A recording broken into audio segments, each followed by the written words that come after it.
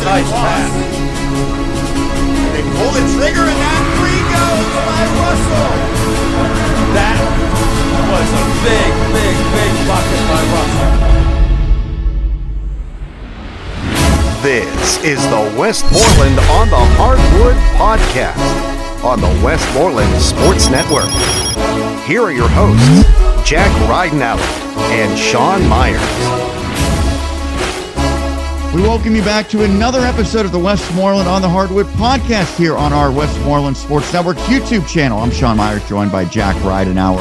And Jack, we're starting to see the end of the tunnel here. The regular season, at least section play, coming to an end this upcoming week. That means all the games are under a brighter spotlight. We've got a lot to get to recapping this past week, including plays of the week. Our team of the week, the Penn-Trafford boys, they are certainly riding high. They had some thrilling wins. Also, a look ahead at this very busy week to wrap up section play. But we'll begin with our starting five, the biggest takeaways from this past week, and a section that we talk about all the time on the boys' side in Class 5A is at the forefront once again. Greater Latrobe boys with a massive win on Friday to basically keep their playoff hopes alive as they upset Franklin Regional 58-43. What a response by the Wildcats after they lost a heartbreaker earlier in the week. We'll touch on that a little bit later when we talk about PT. But Brad Wetzel's crew had to have it. They've had some heartbreaking losses. Now they get a massive win. And on the other side, Franklin Regional is starting to leak a little bit of oil down the stretch. You know, Sean, it's interesting seeing these two teams because I feel like they're going in completely opposite directions. It's almost like they're passing each other in the trends, right? Franklin Regional came out of the gate scorching hot to start the year. And then Latrobe kind of starts to come to life, get a big win against a good Laurel Highlands team. We'll talk about the loss to Penn-Trafford and then this win against Franklin Regional, not to mention beat the Panthers 2 times. So that could be big coming down the stretch of the season in the section as well. But I think that for Latrobe, it's starting to play its best basketball at the right time. And for Franklin Regional, you know, Jesse Reed had some very frank and quite frankly, blunt comments quoted after the game saying, we're just not competing right now. We're just not playing the basketball that we should be playing. And, you know, Sean, I think that, yes, we look at this for Greater Latrobe as this was a massive win, a must-need win. But you look at Franklin Regional, and it's on a slippery slope right now. Still in pretty good position, but you got Penn-Trafford on its heels, tied in the section right now with it. And you have a Franklin Regional team, Sean, that's lost 3 in a row, but by 10 or more points. I mean, they're losing some of these games by 12 or 15 points. So for Latrobe, it has to feel pretty good. I know that they've got a huge game against McKeesport coming up. But for the Panthers, I mean, you want to talk about worst time to have this type of unraveling. They've got to figure something out sooner rather than later, or else we could see a crazy collapse in the next week or so. And something that's going to be a little bit of a story. We're not going to focus much on it, but Greater Latrobe boys, after that, they played in that shootout at St. Vincent against Bishop Guilfoyle, a very good team from the near Altoona area. They decided to not play their key guys by and large because of how big this upcoming week is. They win out. They're going to be in the playoffs almost assuredly. Again, 5 teams get in because it's an 8-team section, so they are currently just outside of that, but they can move on up. I do wonder, ultimately, other than Gateway, I don't know that any of these teams necessarily will be favored to win in the postseason, but I could also see any one of them going on a run. It's just so many teams that seem so similar, as the records indicate. Between second place, 7-4 Franklin Regional, 7-4 Penn-Trafford, all the way down to 4-7 Laurel Highlands, which is second from the bottom. There's very little separation, which makes all of these games kind of toss-ups. And I think, it's funny, Sean, because it reminds me of how Big 12 basketball might be, where these teams are beating up on each other constantly. And then you get them into a tournament style, and all of a sudden they're cruising through teams, and you've got 4 of the 8 teams in the Elite 8, all from the Big 12. I think the same thing happens here in Section 1, where everybody's beating up on everybody. We talk about this section all the time and because of just how much parity there is. And even for a team like Laurel Highlands, where, let's face it, last few years have struggled, but have come to life this season, have had some big wins. Penn-Trafford, another team that's starting to play some good basketball as well. This is a section where whoever comes out of it, like you said, I think it's going to be the latter. They're going to make a deep run because they're used to playing some of these juggernaut teams. They're used to playing in hostile environments.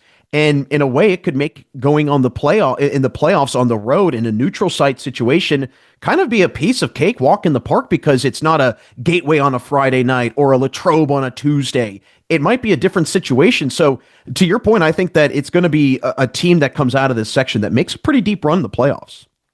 Other notes from that Greater Latrobe victory: Robert Young, 17 points. He really has been impressive in the 2 victories against the Panthers. FR had just 4 field goals in the second half. Weber Rankin led them in scoring, but went just 1 of 8 at the foul line. So those are some things clearly the Panthers are going to clean up. Remember, the loss of Alec Maston was a pretty significant setback that they initially overcame. Maybe it's starting to catch up to them a little bit as the season wears on. Well, a team that is closing in on a section title, and it'll be the first time in a long, long time, the Belle Vernon area girls. I saw the Leopards with a massive win against Elizabeth Ford. They have won 11 in a row, Jack. We have already highlighted them previously as one of our teams of the week. 55-53, they knock off the Warriors in that first place battle. Then they followed up with a big win at Laurel Highlands, 60-37. If they were to close it out and win a section title, it'll be the first time since 1999. And Belle Vernon area in recent years has had unbelievable athletic success. Boys are the reigning champions in basketball. The football team won 2 WPIAL and state titles. Obviously, softball has been a very strong program that's won multiple championships. And it seems like maybe Cornelius Nesbitt has the girls right on the cusp of joining that same conversation. Without question. And it really boils down to how much of an improvement, and really just, I think, kind of a getting a little bit more used to, if you will, program for Cornelius Nesbitt. You go from year 1 with the program, you get a little bit more acquainted with the team. Now he's in year 2. You can do a little bit more. You can expand what you want to do in a program and build your program the way you want. And I was listening to some interviews with him, and it's really a great approach that he had at the beginning of the season, where he sat everybody down in a meeting and just told everybody what each other's roles were. But he made sure he did it in front of everybody else so that everybody's on the same page. Player A knows what player B is supposed to do, and vice versa. But he also laid it out and said, these roles can change. They can increase, they can decrease, they can move up and down. And I think it also goes back to how he really wants a player-led team, and he's got that this year, right? You've got Emerson LaCarte and Mia Roebuck, who both, we've mentioned it before, were starters last year. They're seniors this season. You would think, oh, I'm going to be a starter as a senior. Instead, they've taken a seat back.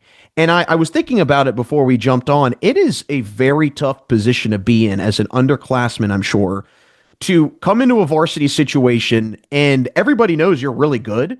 And then you have to kind of mesh with the players, though. You have the seniors that might feel a little slighted. Hey, here's this freshman coming on campus. Who is this? Why is she getting all of my time?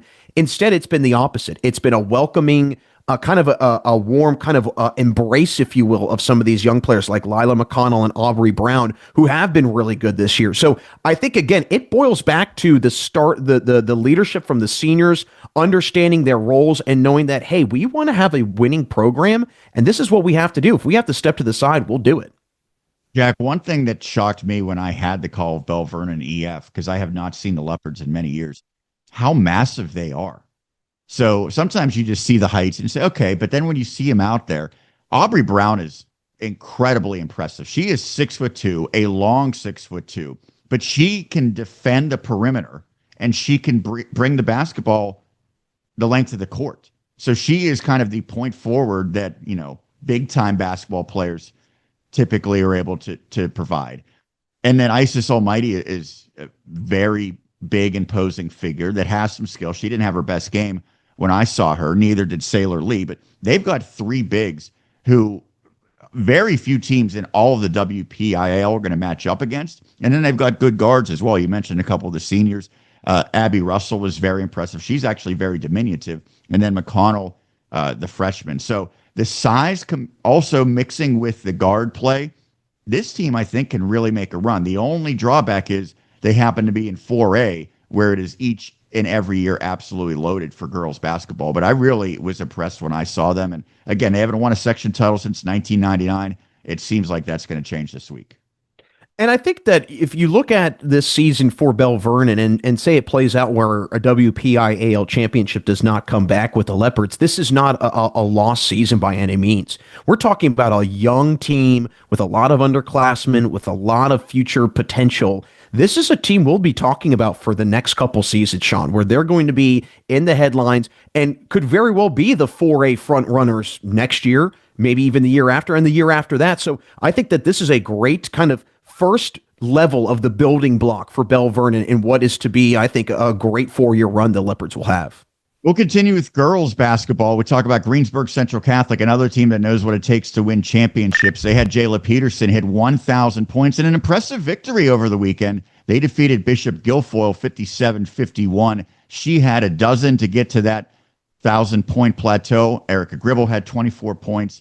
Again, another team that's going to be a championship contender this year, and that's a big accomplishment for Peterson, especially considering the fact that she's never been the number one option on this team.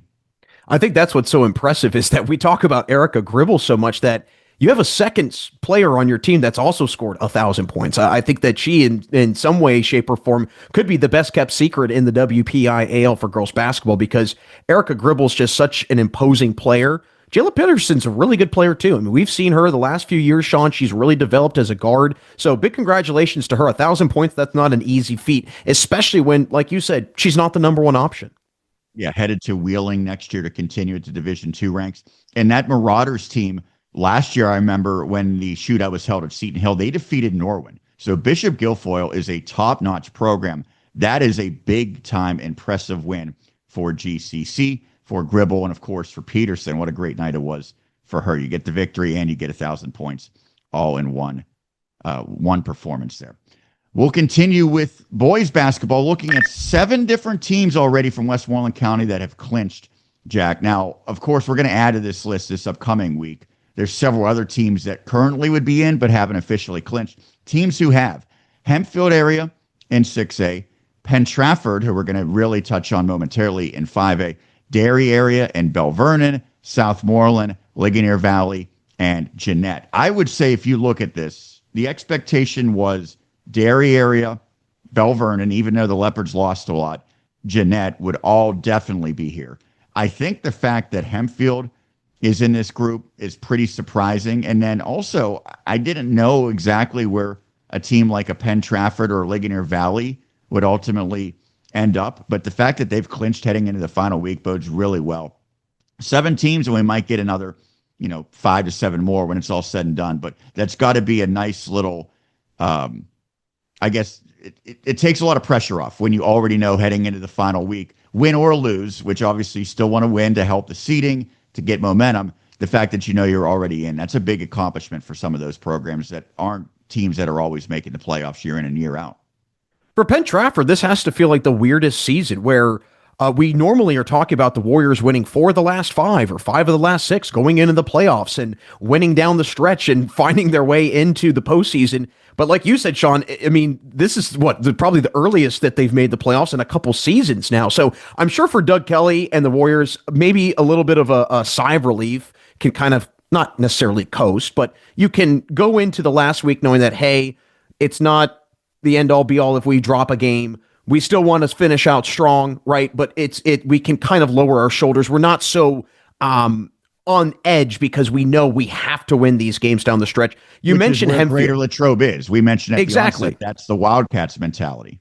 Exactly. And so, I mean, but there is something to be said about these teams that are backed in the corners. That's where you get the best out of these teams. When you get a little bit of adversity, what do you do? And I have to tip my cap to Coach Butler and the guys over at Hempfield. I mean, what a job he has done. Again, and I don't mean this in a bad way, but I feel like in recent years, Hempfield has kind of just plateaued in terms of boys basketball. Hasn't been too high, hasn't been too low. It feels like Hempfield might be getting back on the map. And I think that's going to be so big for the district, but also for 6A basketball, Sean. I mean, I feel like we talk about maybe 2 or 3 teams in 6A more times than not. Maybe we'll start to get the Spartans in the mix a little bit more, but I'm really impressed with the job that the Hempfield Spartans have done this season. Lastly, we'll focus on some college hoops as a terrific showdown in women's basketball took place on Saturday. And ultimately at Seton Hill, it was the Crimson Hawks who prevailed. IUP knocking off the Griffins 86-76. I had the call of this one. IUP, top 10 nationally, probably will be even moving up after this win. 4 different players for them scored 13 or more points. They are now 12-1 in the PSAC. The Griffins fall to 10-3. These are 2 of the very best teams in all of the Atlantic region right now, Jack, and it was a pleasure to see a game like this. Round 1 goes to the Crimson Hawks, and then, of course, the second meeting will take place up at IUP. And for Seton Hill, I'm sure it's been a doozy of the last 2 weeks. You go back to the 14th of January, win up against number 5 Gannon. So for Seton Hill, it's had a tough road. But I think that as we've talked about with some of these other teams, you get yourself acquainted with this really tough scheduling, if you will, down the stretch of the season. It's going to bode well for Seton Hill, who also finishes home and home to finish up the season. So a bright spot, and obviously the light is at the end of the tunnel for the Griffins. Yeah, and it's so crazy how good the PSAC West is. Really both men's and women's, but in particular women's, because you have these 2 teams. You have Gannon, you have Edinburgh. Any of those 4 can make a deep postseason run, not just in the PSAC tournament, but in the national tournament as well. Hallie Callan, 23 points for the Griffins. She's actually leading the PSAC in scoring, which is a major accomplishment. Her twin sister, I think, as of Saturday, was 3rd in the PSAC in scoring. So they're doing some really, really good things there on the Hill. Unfortunately, came up just a little short in that marquee matchup against IUP. That will do it for our starting 5. We'll quickly transition to plays of the week. We got 5 to get to. We begin with the Norwin girls, and the Knights, they completed the sweep of the season series against Upper St. Clair on Tuesday. Freshman Juliana Janikis was a focal figure in the win. Her shot to end the first helped the Knights get untracked offensively with myself on the call. Go Barto. 5 ticks remaining. Frazier loses the handle. It's loose. Janikis to beat the buzzer. Gets it to go.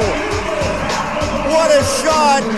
Everything went wrong for the Knights in that possession, except for the fact that it ended up in the hands of their hottest player, and Janikis makes it 10-5 as we head to the second. I have to say, Sean, I feel that every time Juliana Janikis shoots the basketball, it's going in. I mean, she's got to be shooting 70% from the floor. What a season for the freshman, mind you, a freshman. We will continue plays of the week that same night at that same gym with the Norwin boys, because they didn't have the same outcome that the girls did on Tuesday. They lost against Mount Lebanon, but ultimately they did get a highlight courtesy of Chris McKnight as he provided another buzzer beater to pull the home team within 1 heading into the locker room, with Jack providing that soundtrack. 6. Gold. Ripped at. Chase McKnight. Absolutely. Chris McKnight. What can he do? A 9-point first half for Chris McKnight, and he pulls his Knights within 1 as we go to the break. What a shot and what a way to go to halftime. 24-23. Mount Lebanon leads, but Norwin coming back. Stick with us.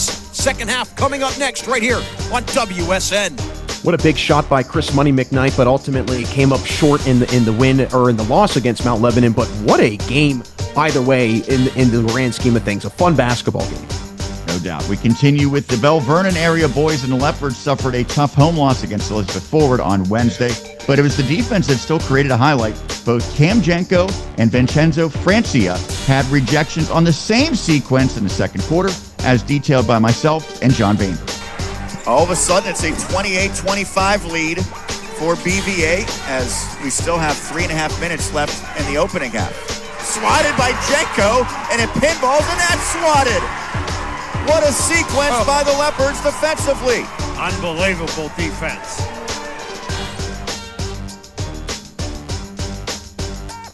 We move along to the Belle Vernon area girls, and clinging to a narrow lead late in the fourth quarter at home against EF, Abby Russell took a bold shot, and it paid off.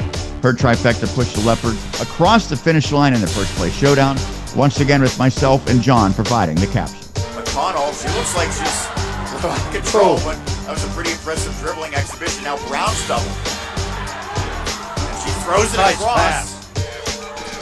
And they pull the trigger, and that 3 goes by Russell. That was a big, big, big bucket by Russell. 54-50, Russell, no hesitation, puts it in. and her team up 2 scores with 21.2 left. And we wrap up plays of the week with the Hempfield area boys, and it was a senior night for the Spartans, but it was a junior who was served as the offensive catalyst against Cannon McMillan. Lucas Simmons had a prolific scoring first half, capped by his shot to put Hempfield up by 20 heading into the locker room, with myself calling that action. Back to Sennett. Dawson out there as well. Tried to set a screen. Now he works around a Simmons screen. Gets it to Simmons. 3 ball up. Nothing but net. And what a quarter and what a half for Lucas Simmons. The hot hand, 39-17. Spartans up big over Cannon McMillan as we head to the locker room. All right, that does it for plays of the week, Jack. We now focus on our team of the week. We talked about them a bit earlier, the Penn-Trafford boys. They are absolutely scorching hot. Just 9-9 overall record, but now 7-4 in 5A Section 1, coming off of a week in which they knocked off Greater Latrobe at the buzzer. Again, they did that the first time at Greater Latrobe. This time it was at PT. Ethan McDonald was the hero on an unbelievable shot. And then they followed it up with a big win at McKeesport. Even prior to that, they knocked off Uniontown, which is a very good team. They knocked off one of the very best in 5A in Thomas Jefferson, and won so convincingly. TJ's 18-2. One of those losses was against Penn-Trafford. They won at Albert Gallatin prior to that. So this team is certainly rounding into form at the right time. We mentioned they've already clinched a playoff spot, and they've got another big test upcoming this week as they host Gateway on Tuesday. Yeah, on a 5-game winning streak right now. And I think what's more impressive is that it flipped a 4-game losing streak into this current winning streak.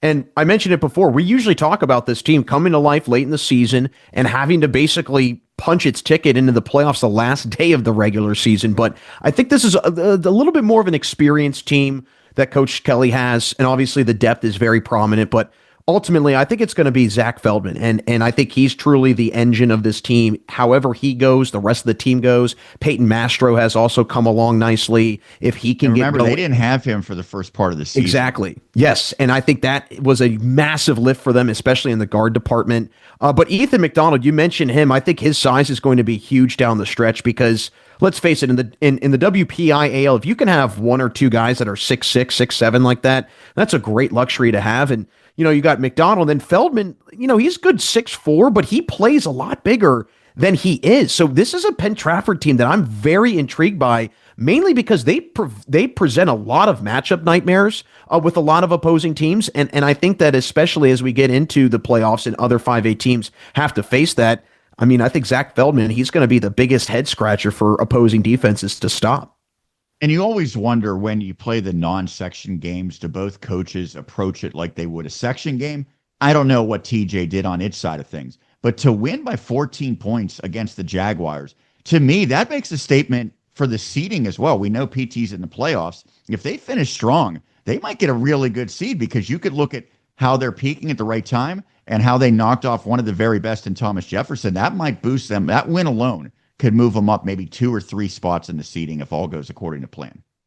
And that could be the difference in Penn-Trafford getting a more favorable matchup, maybe getting even a home game, as you mentioned, depending on how it finishes down the stretch. But I really like where this Warriors team is. And again, I think it also goes back to, there's some depth here, right? And I go back to the beginning of the season. Doug Kelly was quoted saying how it was the first time ever during his time at Penn-Trafford where he, or at least in a while, where he heard the guys starting to talk about a section championship or a section title. Now, that might be a little bit out of reach, but... Yeah, Gateway's already clinched it. Yeah. Even though these teams play head-to-head, they cannot catch the Gators.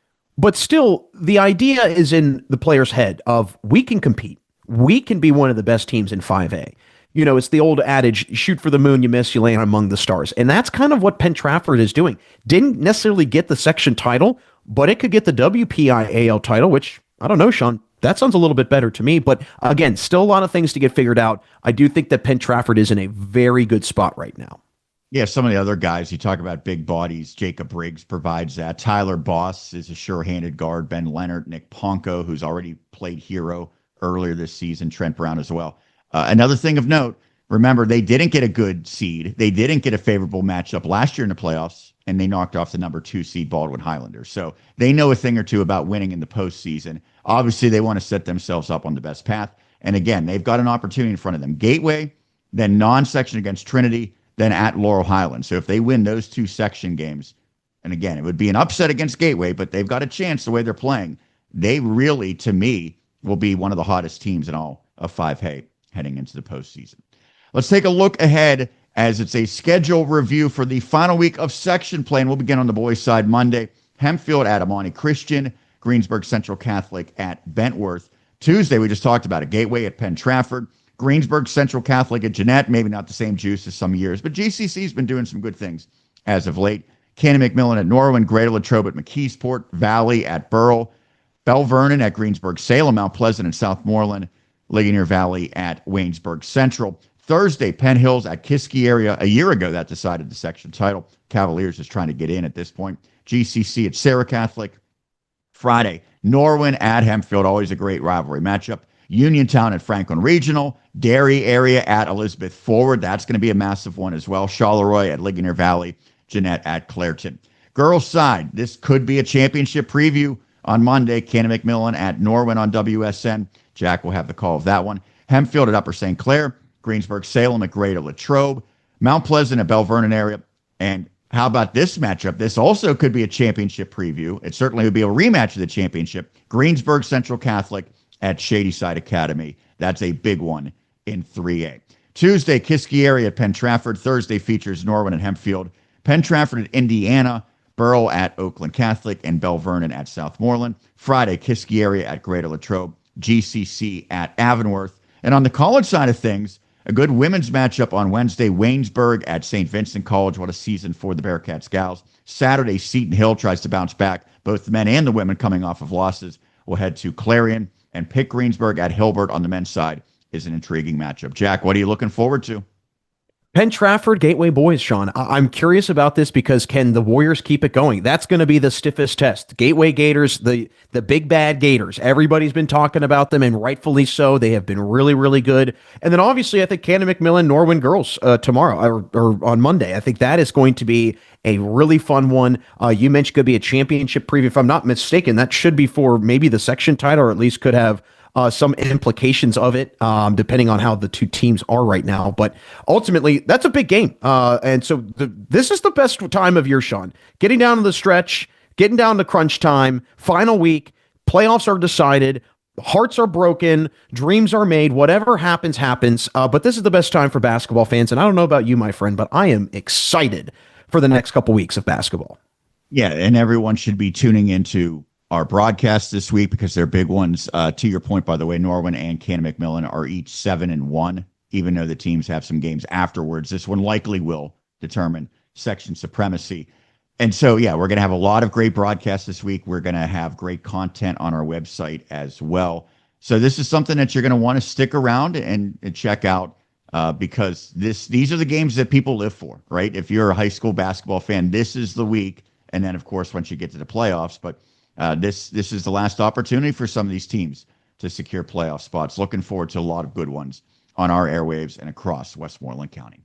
That will do it for this edition of the Westmoreland on the Hardwood podcast. Of course, as I mentioned, check out our website, follow us on social media, which is X, Instagram, Facebook, YouTube, all of that. Make sure you subscribe to YouTube, of course, so you can see every time we have a new episode of this show. For my colleague, Jack Ridenhour, Sean Myers signing off. We'll catch you again next week right here on the Westmoreland on the Hardwood podcast. This is the Westmoreland on the Hardwood podcast on the Westmoreland Sports Network.